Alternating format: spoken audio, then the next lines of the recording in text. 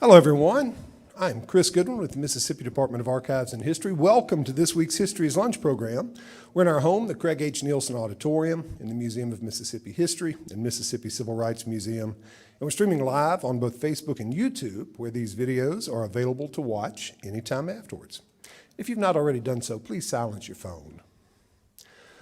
The traveling exhibit Atomic Alert, Confronting the Bomb in the New Atomic Age, has opened upstairs. It delves into the history of the Federal Civil Defense Administration, which was established to prepare Americans for the dangers of the atomic age. Today's presentation is the first of two we'll have in conjunction with that exhibit. It's free, and I hope that you'll go take a look at it if you haven't already. And please come back next week for History's Lunch, when author Fergus Bordewick will present Grant, the KKK, and the War for Reconstruction in Mississippi. Today, I'm delighted to welcome David Allen Burke to present Atomic Testing in Mississippi. Burke is the author of the book, Atomic Testing in Mississippi, Project Dribble and the Quest for Nuclear Weapons Treaty Verification in the Cold War Era. Out of print for several years, but just reissued by LSU Press. Burke is an adjunct instructor of history at Auburn University. He earned his BA from Spring Hill College and his MA and PhD in the history of technology from Auburn University. Help me welcome David Allen Burke.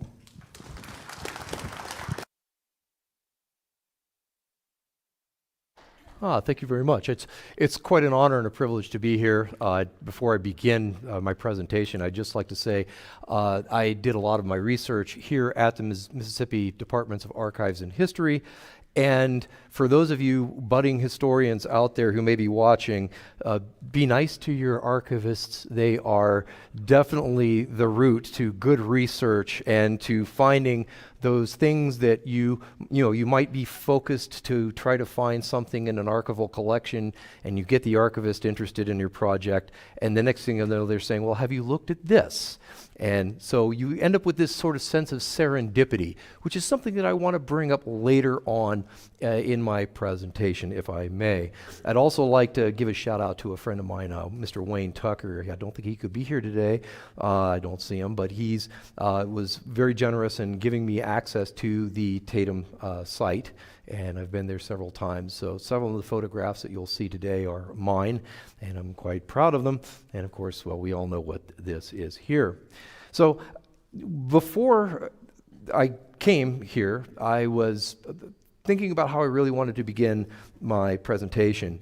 And I was going to start off by saying that, we look at Southern history and there's all this mythology and legend, things like, the Rougarou in the Bayou country of Louisiana, and UFOs along the coast of Florida, and Elvis flipping burgers in Tupelo, and secret nuclear test sites in the middle of the piney woods.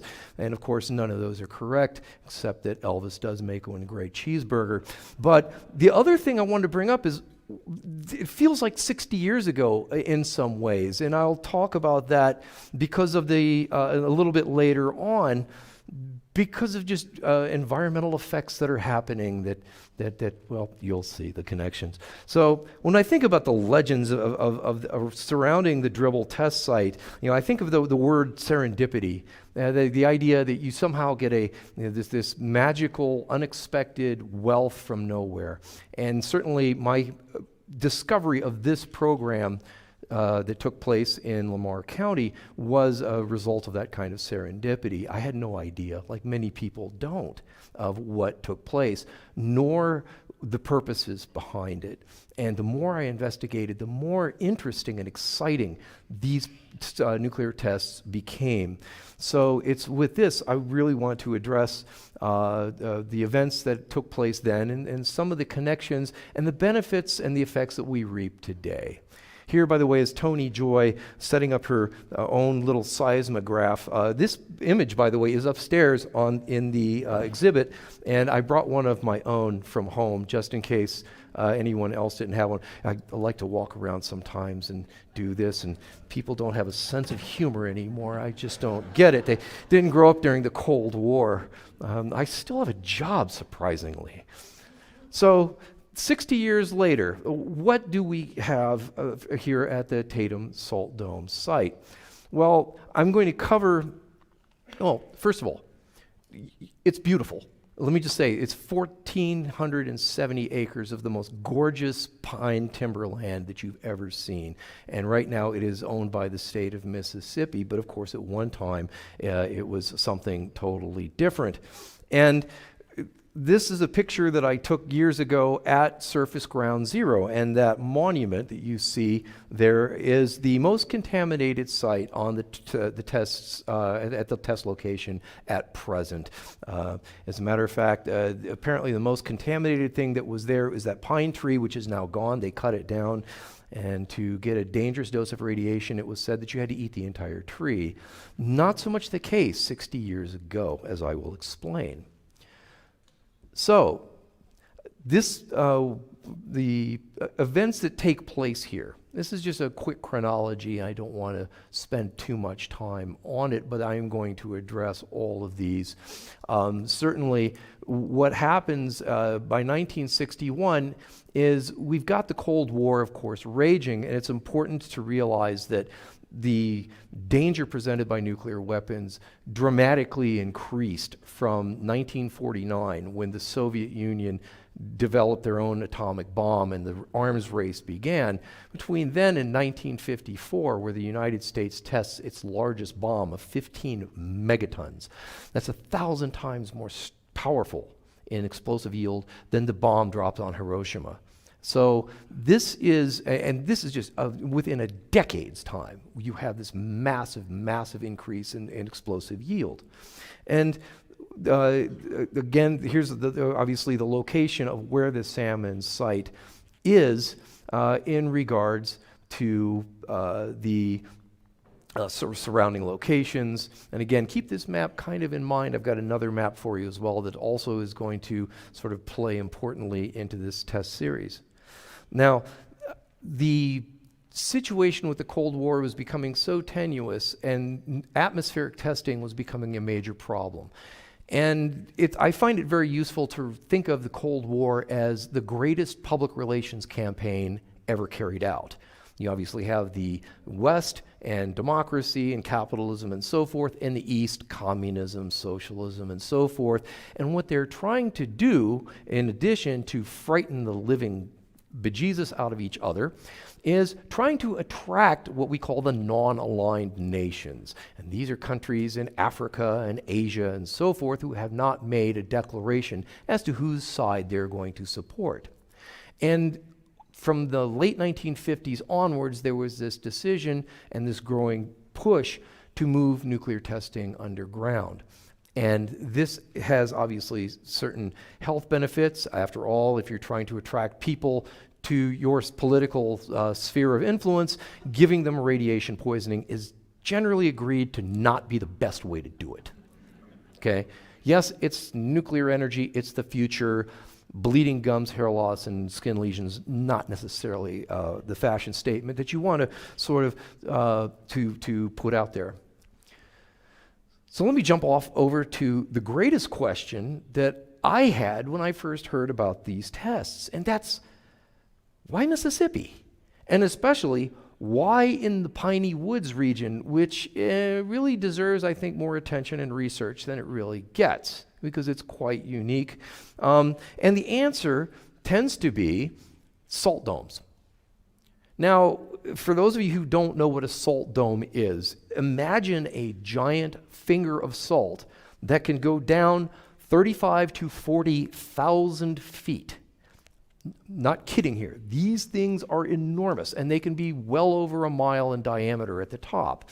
And the Tatum Dome, which was discovered in 1943, is about 1.2 miles in diameter at the very top of it, so it's huge. You're probably familiar with Tabasco sauce. I mean, who isn't?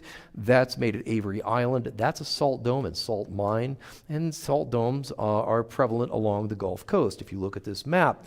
And there's a big connection between salt and petroleum and natural gas, because as this salt slowly moves its way up over millions of years from deep, deep underground, we call this the Luan salt bed, runs along the Gulf Coast.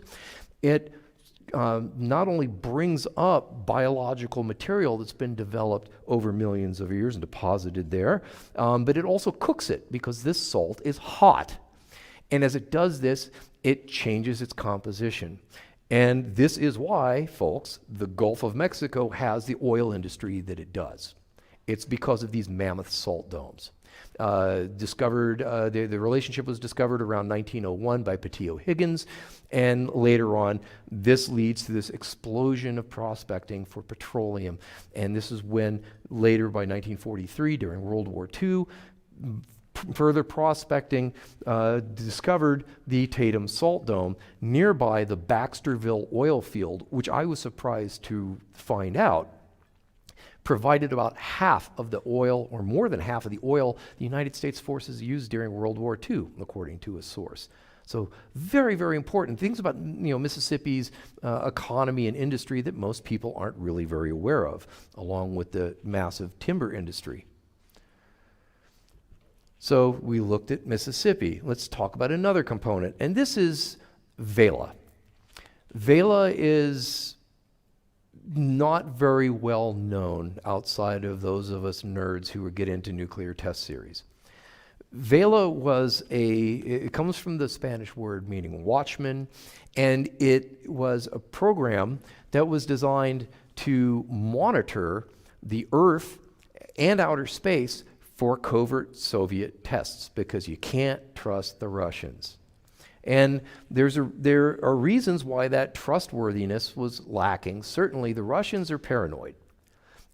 Look at what happened to them in World War II.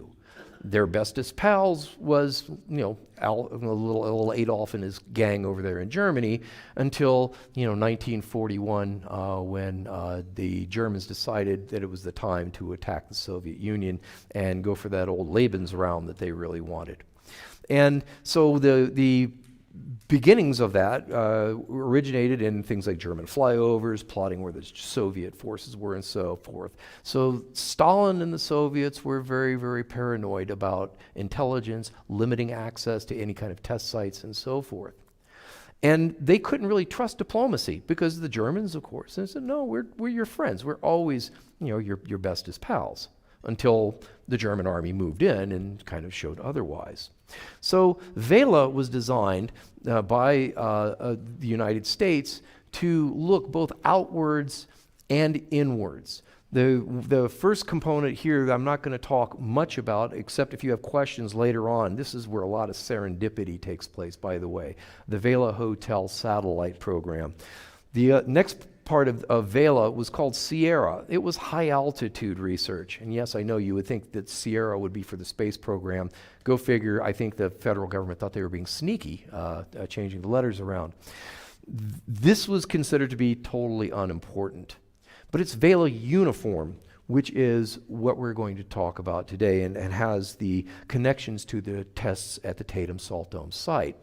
There were 7 tests in all by the end, ranging from the Tatum Dome in Lamar County all the way to Amchitka Island in the Aleutians, which was the largest of these tests at 80 kilotons.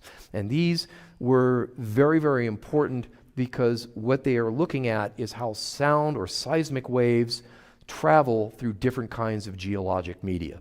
So I'm going to try not to make this too much like your high school science class, but it's really important to understand a few things about seismology and its development. This is not an ancient science. People will say, oh, the Chinese had seismographs and the dragons that drop balls into a frog's mouth and so forth.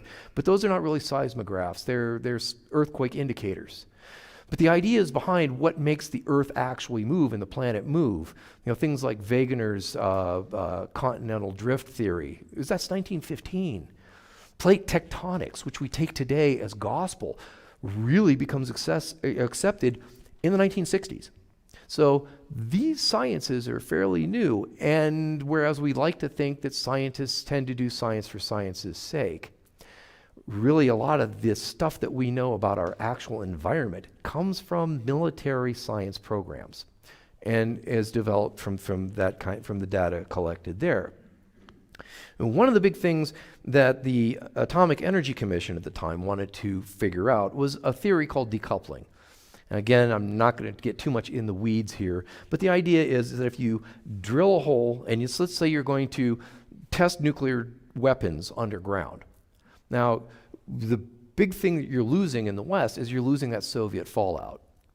And that fallout, that debris from the bomb, that residue, is very informative. You can get information on your bomb designs, on their yield, and all their, so the capacities of the Soviet weapons establishment.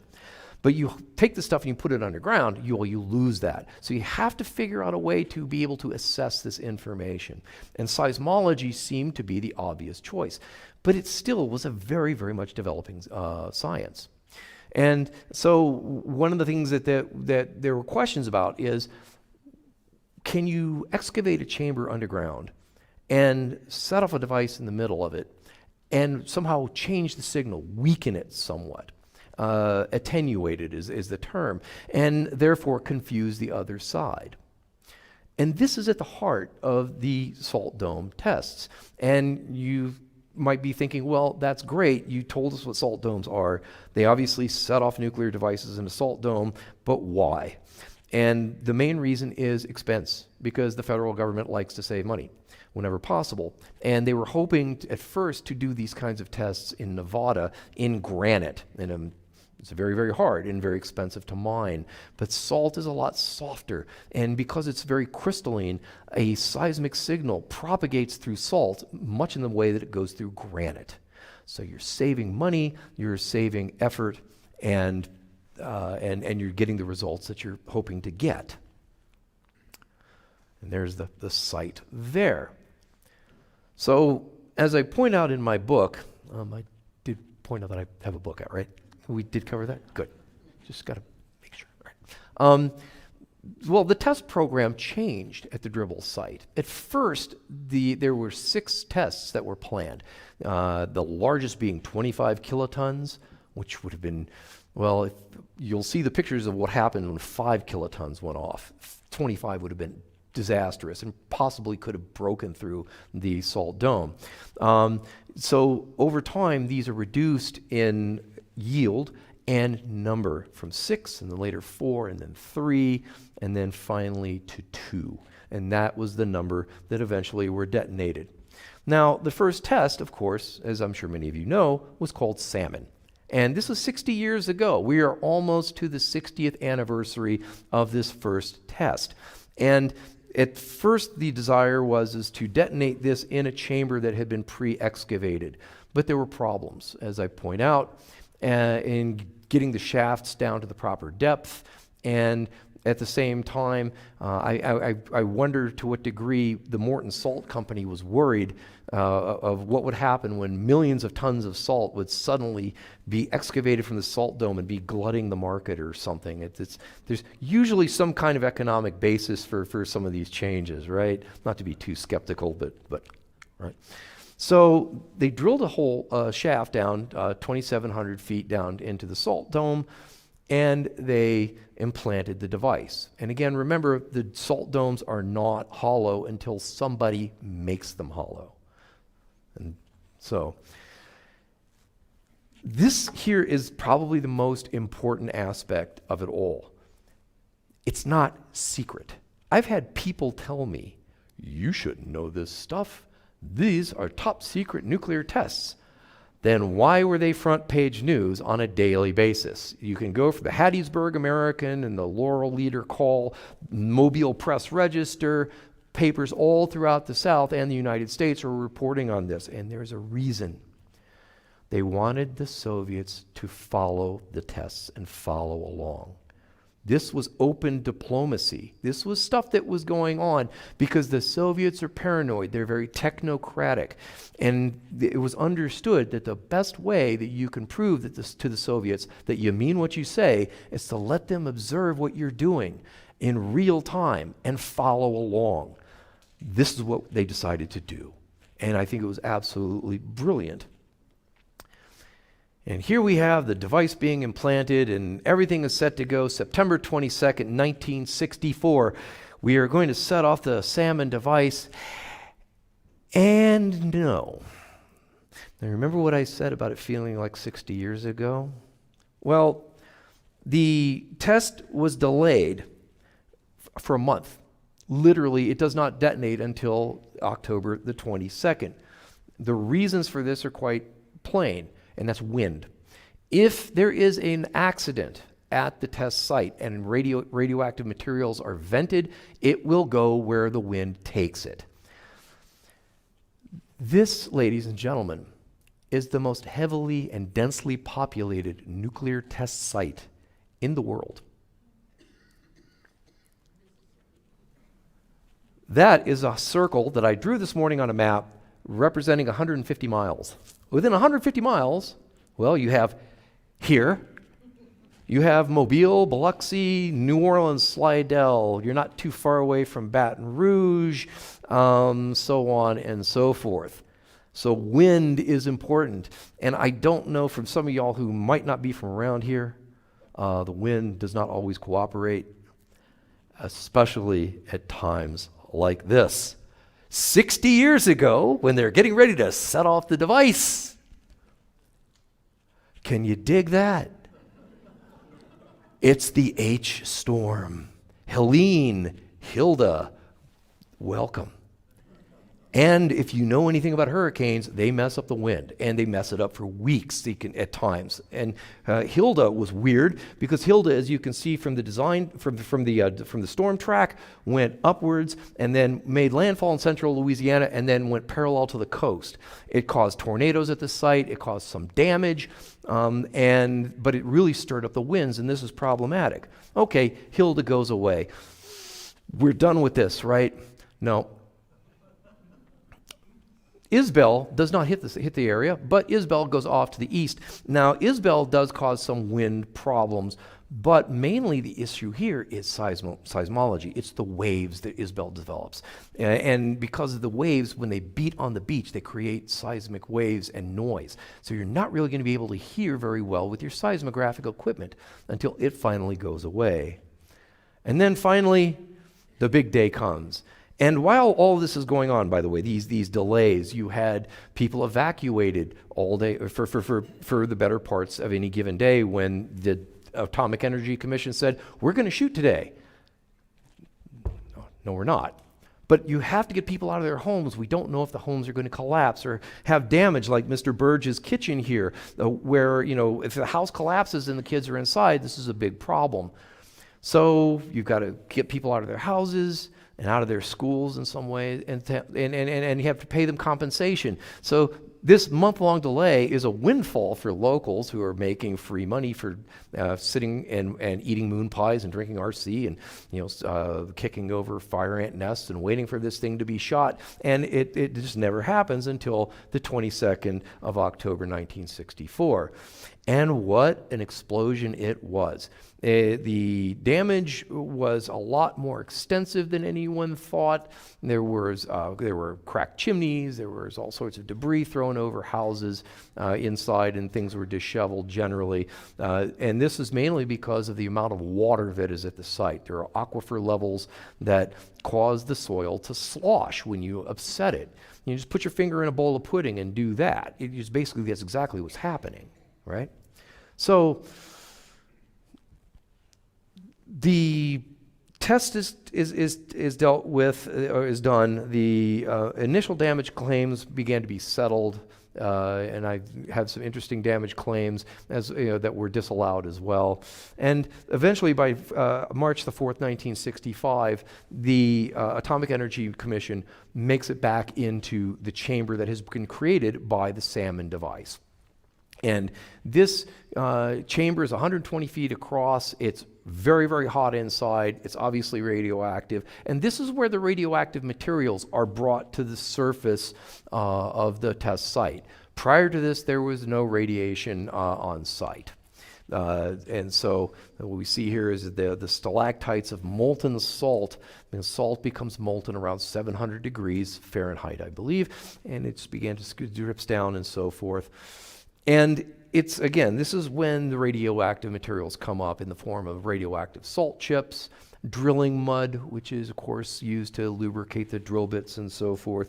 There also were at least one and possibly two steam explosions where water placed inside the chamber to perform more seismic monitoring, flashed into steam, and drenched several workers on site who were decontaminated, and they were paid compensation, from what I understand. Now, the primary contaminant here is an isotope of hydrogen, a kind of a radioactive form called tritium.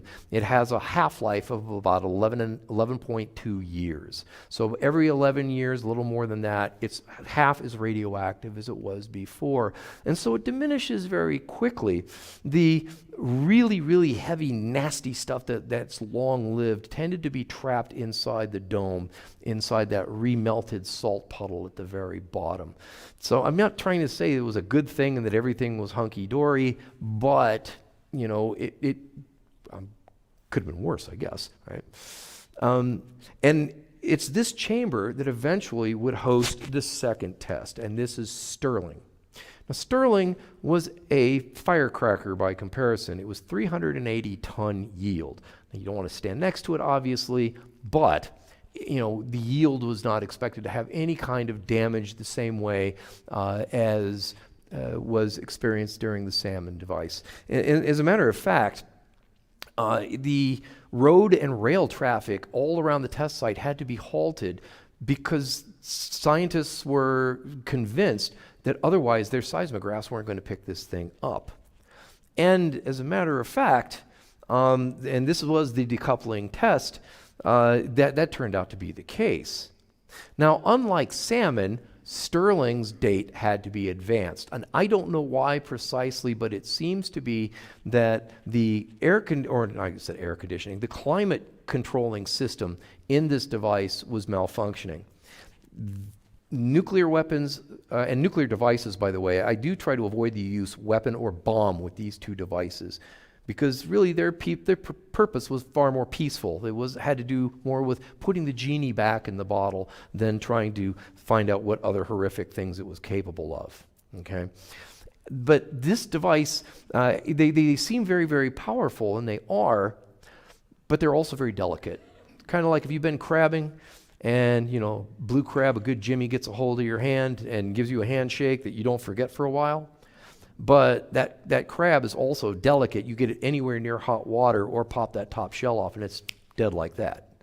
It's kind of the same way. They can be very, very fearsome in the right circumstances, but they also can be very affected by heat especially. So they advanced the firing date to December the 3rd. By this time, I don't even think that they were paying very much in the way. I think they compensated local residents, but they really limited it far more than with salmon because they weren't expecting anything to happen. And indeed, while the world watches, and I was able to find records from seismic stations, not only around the Western world, but even some on the other side of the Iron Curtain, that were showing first salmon's seismic signal and the fact that you really couldn't find anything with the Sterling device. Now, this was the end of the nuclear testing program at the Tatum Salt Dome, but it was by no means the end of activities. And there are some changes that begin to take place. First of all, there was like a festival atmosphere for salmon. And that kind of lasted for a while up until the time of Sterling. But then the AEC announced what they called Project Miracle Play. And these were non-nuclear tests. These were methane and oxygen injected into the chamber and then detonated with a spark, just like in the cylinder of your car. It yielded about 315 tons of explosive, of TNT equivalent. And these two tests were named diode tube, and I love this second one, humid water. This is why we pay our taxes, folks, to hire people to come up with these names. Now, I told you that weather was a factor with salmon. Humid water was also a premature detonation, but mainly April. What happens in April in the piney woods? What happens year-round in the piney woods? Thunderstorms. And so they have this large metal manifold to inject this gas and oxygen in there and prepare it and all that. And metal, lightning hits, boom. And the people at the site, the gates, the guards at the gates said they felt a rumble under their feet, and that was that. And it had been set off. And fortunately, some of the seismographs were working, so they got some data from it. But this pretty much ends things at the Tatum Salt Dome. And around 1971, you start seeing site remediation. And this is cleaning up the debris, the heavy machinery and equipment, shipping that off either to the Nevada test site or off to South Carolina. And then a lot of the liquids, the drilling muds and other things that have been collecting in open pits on the site were pumped into the cavity.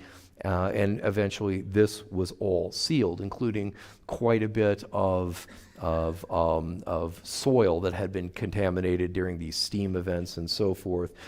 Some of the radioactive liquids were injected into a very, very deep brine aquifer with the understanding that no one was ever going to use it anyway. And really, it's tritium and antimony-125 that are the soil contaminants, and it's primarily tritium. Tritium is, well, you don't want to ingest any of this stuff, but as things go, it's better than plutonium. It's honest, right? So if we look here, here's one of the caps at the test site of one of the plugs for a shaft that was drilled into the Salt Dome, and there is a great image from the Department of Energy showing the sort of the status of things as it is today. There's another one, by the way, that it's in the book that makes it look like the whole interior of the Salt Dome is hollowed out, and that's just an exploded view, and it's really just this 120-foot sphere inside this 1.2-mile diameter Salt Dome. So what are the legacies that we have here, some of them? First of all, one of the things that really interested me about this project was I was interested and intrigued by the concept of using nuclear devices to try to limit the spread and the fears of nuclear war. I, like many of you, was a child of the Cold War. Okay, and I was terrified. A lot of this is like my bibliography or my see, that's not even the right word. My thesaurus is abandoning me right now. But it was kind of a purgative. It was a way for me to sort of banish some of those fears from my mind that I'd grown up with for so long. And of course, the idea that these help to lead towards international treaties, not only the limited test ban treaty, which forbade all testing in the atmosphere and under the oceans and in outer space, but also things like the Threshold Ban Treaty that limited underground nuclear tests to 150 kilotons, which was more or less observed by the various sides, or less. And also, one of the other legacies that we have here is also kind of problematic. In 1979, there were reports that the test site was leaking radioactivity into the environment. This prompted the governor, Cliff Finch, to send out the state police at 3 o'clock in the morning and evacuate all of the people living in the close radius to the test site.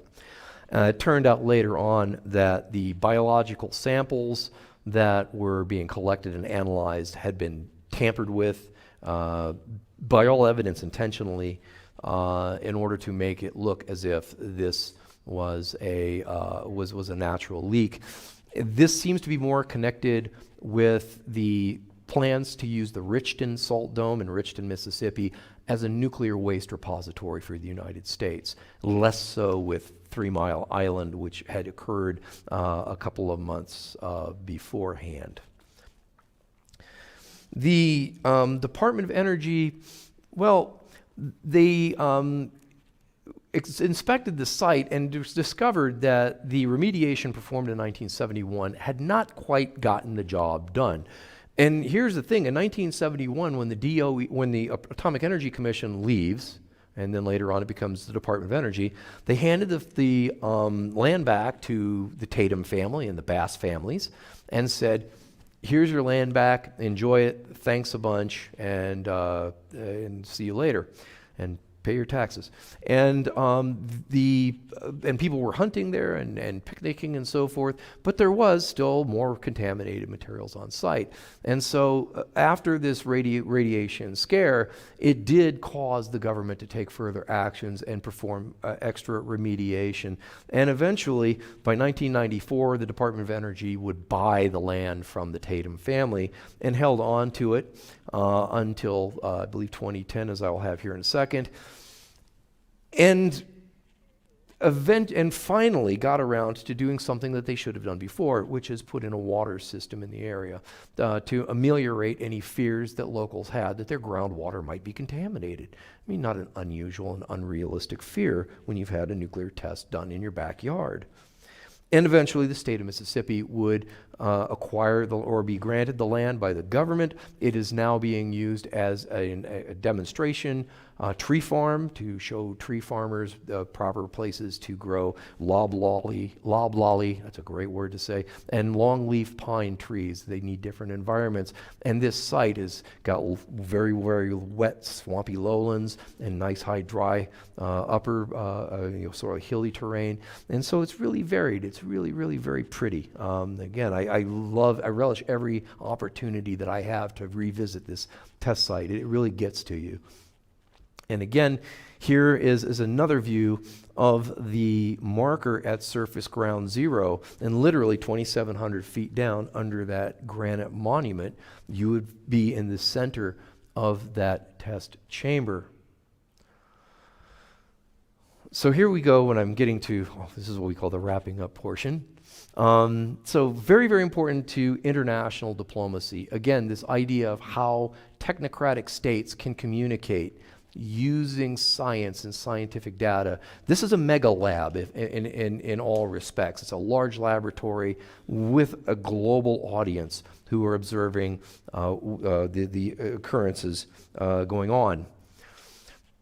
Initially, the Atomic Energy Commission was very free and open, especially with the residents, and the local residents were almost semi-active participants.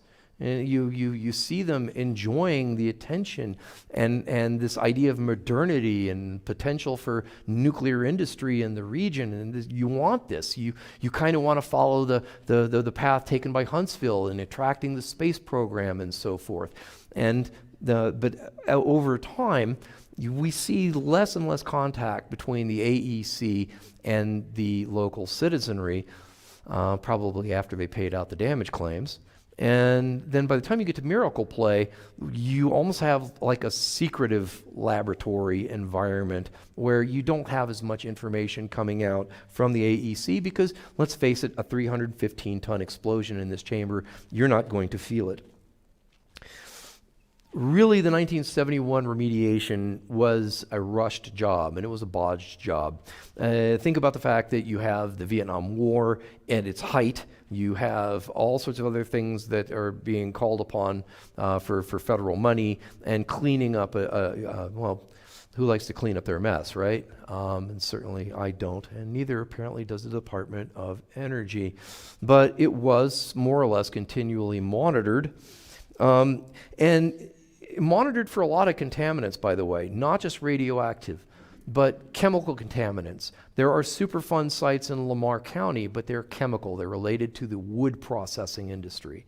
You have metallic contaminants on site as well, a lot of copper from wires and so forth that makes it into the soil and pollutes it too. So it is a polluted area. Very, very heavily so, like many, tragically many southern industrialized areas. And here is the most, and I freely admit I'm not an oncologist. I can't tell you what gives you cancer and what doesn't, and I can't tell somebody that they're not sick when they clearly say that they are sick, okay?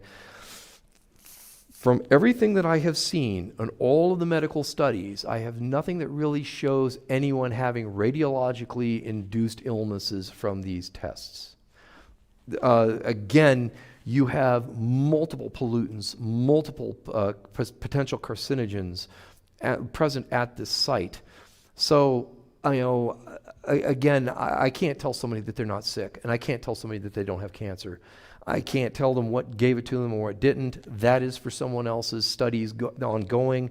And if it is proven that that is the case, then I will happily be the first one in line pointing fingers. But right now, there really doesn't seem to be any evidence of that going on, okay?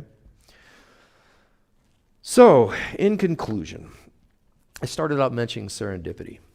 This beneficial sort of discovery that comes out of nowhere that's very, very valuable to you. Well, things like, when we talk about nuclear test monitoring, things like the dropsondes that are being dropped out of airplanes right now to take a look at the pressure decreases in this current hurricane come out of devices that were developed for the first atomic bomb over Hiroshima. Because obviously we didn't have any ground monitoring stations there. It had to be done from a distance using scientific techniques. But with Vela uniform and the Tatum tests, I draw a direct connection to things like tsunami monitoring and warning systems. Because it's important to be able to tell not only a location of an earthquake, but its depth as well relative to the ocean, and especially if it's under the ocean, how much ocean is over it. This is from the 2011, the Tohoku or the Sendai tsunami that we're all very, very familiar with. And of course, before that, you had the 2005 Boxing Day tsunami in the Indian Ocean. These were the populations around here were alerted in some cases up to 20, 30 minutes before the arrival of the wave. This saves lives, thousands upon thousands of lives. It's because of things like the Vela Uniform program and the Vela program as a whole that we understand the Earth much better than we did before, because that's the best way to get a snapshot of the interior of the planet is using seismology. And again, when we think about when we're looking at global processes of climate and other things, we really are relying in many cases on science that was initially developed during the Cold War, and especially for defense purposes. But then was repurposed, utilizing this principle of, well, we have this data. Oh, it might mean this, and this might show where earthquakes might happen or tsunami might happen more frequently. So maybe we can have more preparedness in this region, and again, save lives. So in conclusion, I find the Vela program to be fascinating as this means of getting the genie, if not completely back in the bottle, at least beginning to get parts of it back in there and limit it more and more.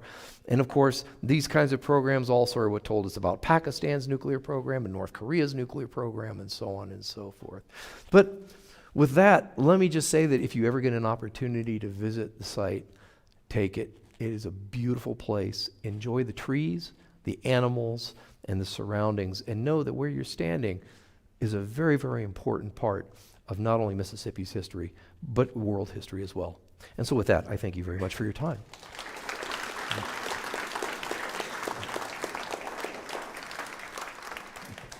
I think we have time for a few questions. Oh, if you're certainly, yes. for it, I'm raise still a here, yes. hand and, yeah, bring the Usually microphone there's to an you. encore and the guy comes back out, there's more applause. So.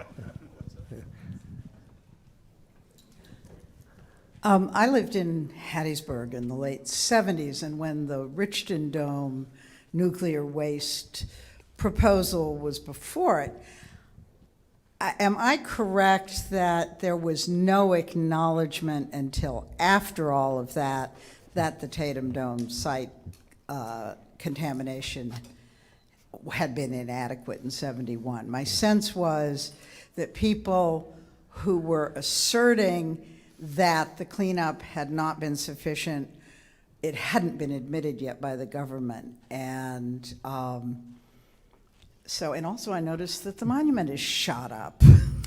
Yes, hunters did like to use it as a target. After 1971, when the government gave it back to the Tatums, people hunted, and this is actually the new placard. They replaced the placard recently because it had been old and damaged, and yes, had some unpleasantness marks in it. But you're quite correct. When the Richton controversy was going on, really what happened was, and it looks like these were members of the Sierra Club that were part of the Ole Miss student body who were working in the laboratory that were analyzing the biological samples. These were toad livers, by the way.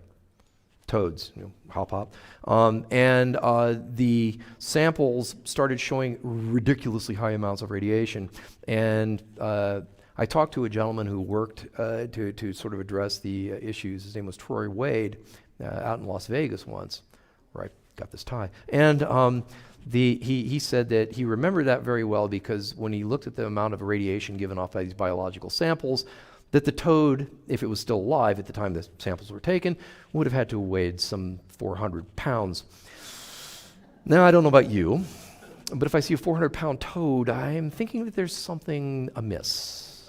But yes, and the Richton issue that's something I've kind of wanted to look into, was the whole debate over Richton, because ultimately what happens is that because of where the town of Richton is, located next to the Richton Dome, you have to have a 2-mile exclusion zone around a nuclear site like that.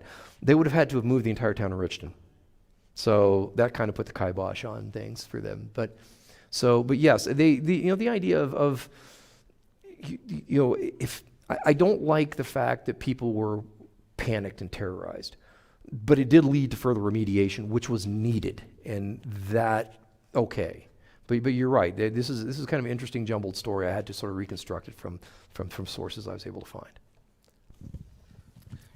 Were you able to interview members of the Tatum family in connection with the writing and the publication of your book? On same question with respect to former members of the Atomic Energy Commission and the Department of Energy. I certainly was. Goodness gracious, I feel so dumb right now. Then Frank Tatum's nephew, spoke to him, one of his nephews, at length. I also talked to Charlie Bates and Bob Frosch, who both worked with the Department of Energy in planning and setting up these tests. So I was able to speak to one of the members of the Tatum family. Especially concerning Frank Tatum, who I find to be a really interesting individual who had problems with the way he was being treated by the federal government, feeling like his mineral rights were truly being sort of trampled. And to a degree, he's got a point, but he was a businessman, certainly. And I think it's interesting that upstairs in the exhibit, there's a sort of a certificate of appreciation signed to Frank Tatum. But I was able to speak to, trying to remember, he's a nice gentleman. I spoke to him. We never got to speak again, unfortunately, and I cannot remember his first name. And I apologize. I feel stupid for not being able to remember his name. But certainly Robert Frosch, who was with ARPA, he was with the Advanced Research Projects Administration, and Dr. Charlie Bates, who were both very, very kind to give me a lot of information. So. I'm happy to answer anybody. Two questions. Yes. First one, you had mentioned the microstructure and the effects after the blast, like the salt becoming melted. I'm wondering about the macrostructure of the dome itself. Did it change? Because it was a U shape. Did it change in any fashion of the explosion? And secondly, afterwards, was there any long-term monitoring and understanding the degradation of the whole affair in terms of the geology and everything else, not only by the federal government, but by any other entity? Certainly by the federal government and the United States Public Health Service, conducting quarterly. For a while, they did. I was speaking to a gentleman a second ago, so they weren't for a while. Certainly now they are monitoring it, I believe, quarterly, if not biannually. But I think it's quarterly. It was quarterly back in, I think, 2010 when I spoke to some, or 2012 or so. So it's still quarterly monitored, and especially the aquifers to see where if there's any propagation of radionuclides off site. As to the actual composition of the Salt Dome, from what I understand, part of the drill back activities was to see how extensive any fracturing was within the structure of the Salt Dome. Because of the depth and the amount of salt above and to the size of where that chamber and that cavity is created, it seems that stuff is locked in there pretty well, and the plastic qualities of salt that it's very likely that over time it will probably begin to close in and even further entomb these materials. But I will also note that the surface area over the test site ended up about 4 inches higher than, I said people don't have a sense of humor anymore. So at the test site when they shot the device and this is coming from people, probably not Southerners, by the way. These were people from the West and from the North and the eggheads who made atomic bombs and set them off. But for whatever reasons, they decided to put a Confederate battle flag there and a sign that said, "The South shall rise again." And it did, by about that much. I had nothing. This is the you learn about this stuff when you do research. Anyway, I hope I got that. So yes. And if you go on YouTube, you can find videos of them dropping a camera down into it. And yeah. Are there any personal injury claims that arose out of the injuries that you said some folks allege that they had cancer as a result of some of these tests? So I was wondering, are there any class action or personal injury claims that came out of this? So again, this is ongoing information that I keep learning about more and more. As a matter of fact, I just heard that there's a list of people who have gotten compensation, but from the test site. But it appears that these might be more of the workers on site. I was able to find records that there was like a geyser that took place at the site there, where tritiated water, this is water with tritium in it, steam blasted out and drenched several people working at the site, and that they were quickly hosed off and changed their clothes and so forth and were monitored. And I expect that they were compensated to some degree. As far as people living around the site, I know of none. That could just be my limited information, so I plead ignorance. There may be, but I haven't heard of them if they have. Hi. My Cultural Resources Survey Company was involved in the 1994 transfer to the DOE. And we worked with another company whose name I don't remember, who did the looking for wildlife. Well, we found 2 sites which have been recorded in the archives here. The other fellows, we kept saying, "Did you find any toads with multiple heads?" And they would joke about it, but they didn't find any, evidence that any of the wildlife had been affected. Now, this is 1994. There was not a tree on the site. No, there wouldn't be. It's a And tree farm. there were no trees where we were working, but on the other side of the stream that's on the south side, that's where there was a line of forestation. So that's where the people who were doing the wildlife survey were working. And it's you have to note that with like toads and salamanders and so forth, they concentrate pollutants in their bodies, especially their livers. They are very susceptible to things like extra limb growth and so forth. And there's ways of statistically calculating whether or not this falls within the mean or whether it falls outside of it. It's, I'm a historian. I'm not supposed to be a biologist, for crying out loud. But but yes, it's it would have been forested. It would have been logged, because that's why the Tatum family bought that in the Reconstruction era, was tree farming. So. They did have to Geiger count our shoes in and out morning and night. And they would have, and I'm sure that if you examine certain areas on the site, you can pick up small amounts of tritium. It's there, but not in concentration that you're probably looking at any kind of real danger from. As far as I know, again, there's a debate over chronic versus acute radiation exposure. Yes. Hey, David, it's been a while. I was going to say you look familiar. The Mississippi Department of Health has monitored the site at first monthly and then quarterly since 1979. We put out an annual report. They can be found, most recent ones can be found online. And Purvis Library is the best place to go. yeah. Oh yeah, we gave copies to the Purvis Library, yes. So I'm now retired. I'm not working that anymore, but I occasionally hear from the people who are. So yes, we do monitor the site. It's been monitored for a long time, and there's no evidence that any of the radiation has left the site. See, and it's been what, 10 years at least since we've seen each other. I still remember meeting in that was a Shoney's or a Denny's or something. Did you? Anyone else? Whoop.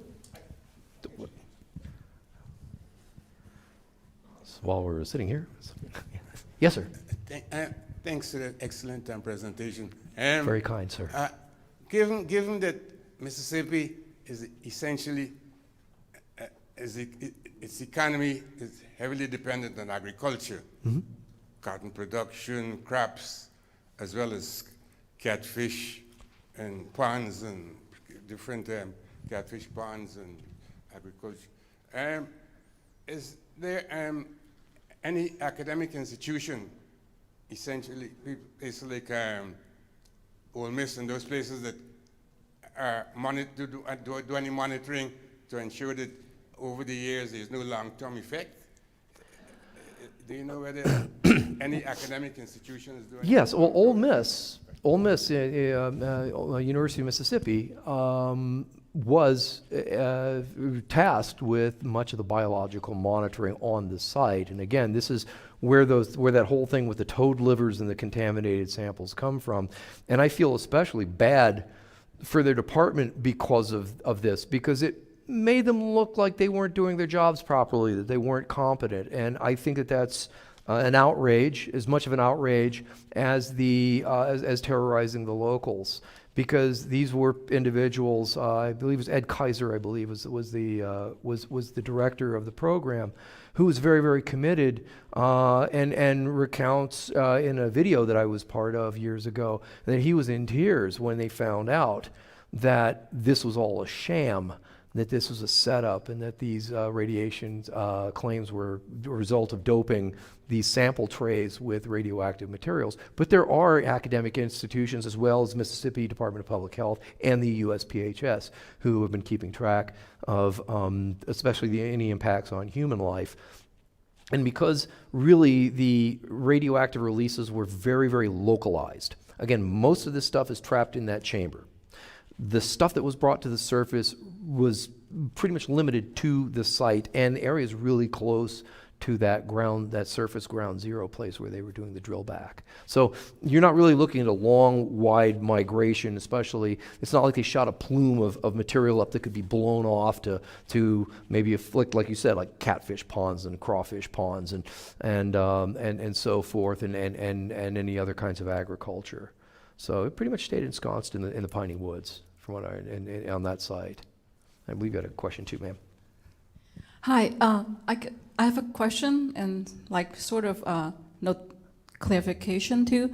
I'm glad that gentleman over there trying to tell us about the Department of Health, because I'm looking at the website of Mississippi Department of Energy. It says since 1972, they have been doing monitoring the underground and surface water. So I guess I want to know, other than water, what else would they take sample of? And also it says again on here that beginning in 2019, actually, they only do water sampling for every 5 years. And I wonder if this is only applied to Department of Energy, and maybe Department of Health is doing something else different, or you guys actually work together.